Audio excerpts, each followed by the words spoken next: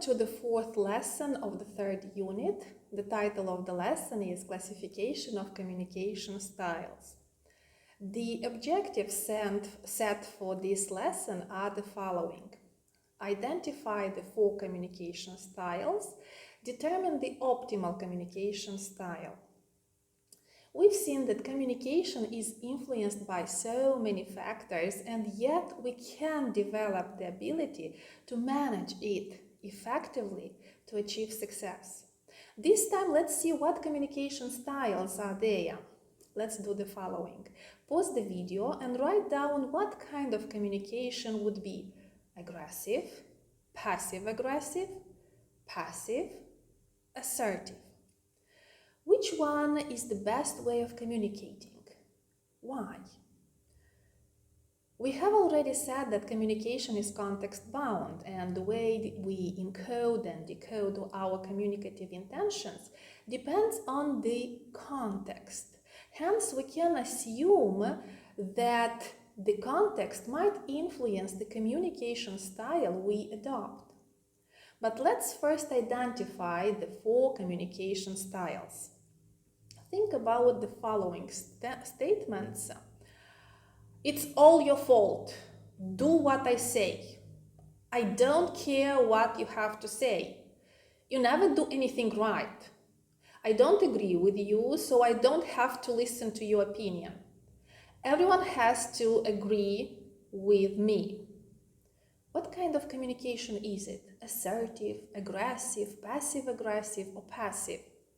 I'm convinced that these sentences made you feel uncomfortable and that you won't definitely trust and connect with a person who tells you all that. That person definitely displays a lot of aggression in their communication. It is an example of aggressive communication. Such a communicator orders people around, never listens, and is rude. They usually speak loudly and have a demanding tone of the voice. They want to control others and make them behave the way they want them to. Such people will never make their receivers feel good, will never give options, and will always impose. So we can see they flout the politeness principles as defined by Lakoff. And such communication will result in failure. Now, what would be the context for such communication to occur? It can occur in situations when people can't control their emotions. Unable to manage them, they become defensive and attack others whom they perceive as a threat. They show low empathy and want to win the argument at all costs. Such a communication style is hostile and threatening and can result in others feeling belittled, devalued, or intimidated. It is possible to fix the aggressive communication style. So if you have it, first you should be aware of this. Then you could start by controlling the tone of your voice. By simply lowering it, you can sound less aggressive. Then control your gestures and movements. Make sure they are not threatening. Finally, change your point of view. Don't look to win at all costs, but rather solve the problem. Now think of these statements. What kind of communication style would a person uttering them have? I'm unable to stand up for my rights. I don't know what my rights are. I get stepped on by everyone. I'm weak and unable to take care of myself. People never consider my feelings. I just want to keep the peace. There is a feeling of powerlessness or even carelessness in these sentences. Such communicators easily give in to other people and avoid conflicts at all costs. They fail to express their feelings and ideas, which let the resentment build in. This can definitely backfire when the high tolerance threshold has been reached and results in uncontrollable outbursts, which can be unproportioned to the situation they are responding. Afterwards, however, they slip again into the passive mode, feeling shame and guilt. Passive communicators struggle to communicate their needs, wants, and opinions. As a result, they might not even be considered while others are communicating. But as they are perceived as easygoing, they tend to stand back and let others take the lead. So they will give in front of aggressive and assertive communicators, maybe while dealing with a difficult client or when other styles of communication do not work. it's good to sleep in the passive communication style, particularly when the others are aggressive and nothing else seems to work. Yet you as a leader should make sure that the passive communicators in your team have the chance to express their ideas. Moreover, you should help them become more assertive in their communication. Passive communicators should learn to say no. They should boost their confidence concerning the value of the contributions they make and not let others devalue them. It's great that they are so good at compromising, yet the compromise should not come at the cost of their being left out. Now, what can you say about the following statements? What communication style do they characterize best? We are equally entitled to express ourselves respectfully to one another. I realize I have choices in my life and I consider my options. I respect the rights of others. Thanks for thinking of me, but I'm going to say no this time. Unfortunately, I can't take on any more tasks at the moment. I respect your opinion, but let's agree to disagree. Now, this communication style is more assertive and represents individuals who respect others, but at the same time value themselves, their time, and their needs. Such a style is clear, upfront, but it is not disrespectful, pushy, or rude. Such communicators can both express their needs clearly and be active listeners. By balancing the acts of compromising and listening, they can achieve success in their communication. People will feel drawn to such people and will perceive them as charismatic.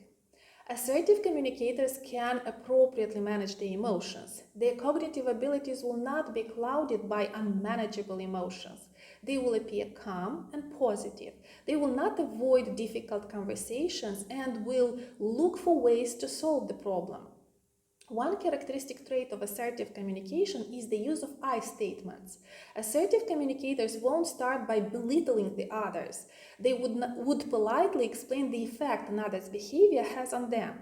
So instead of saying you are totally responsible for coming late or your constant interrupting was outrageous, they would say, I feel frustrated when people come late. And I feel that your constant interrupting during the meeting undermined my expertise. Pay attention to the tone of the voice as well. These people can easily set healthy boundaries and won't allow others to take advantage of them. In all business settings, this type of communication is the most effective. It encourages open conversations and helps all parties involved win. People are not afraid to voice their needs and desires and are respectful to the needs and desires of others. They take ownership of their behavior. Now, taking into account the next behaviors, what kind of communication style would a person have?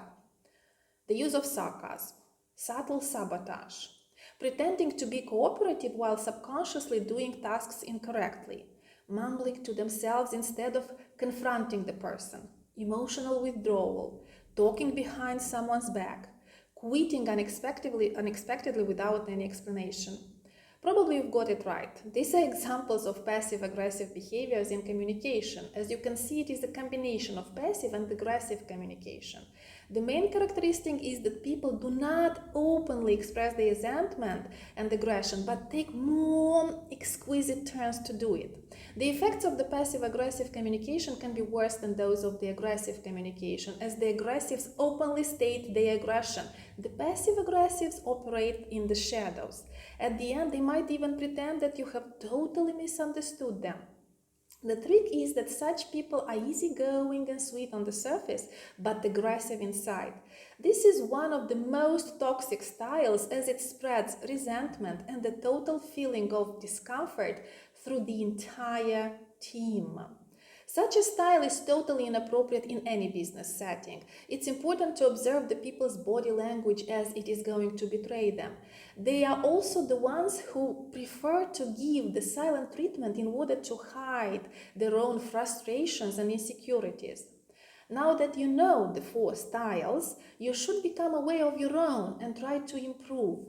As seen, assertive communication is the most effective communication style. It's the best in all contexts, not only in business. So you should practice and strive to improve it.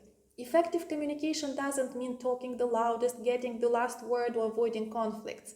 It's above all understanding your needs and learning how to express them clearly, while also valuing the message you receive from others. Now let's see what are some lesson takeaways. It is important to become aware of one's communication style so that they can improve it and become effective communicators. There are 4 communication styles: assertive communication, aggressive communication, passive-aggressive communication, and passive. Assertive communication appears to be the most effective style in conveying one's feelings and thoughts in a respectful way, valuing at the same time the opinions of the others.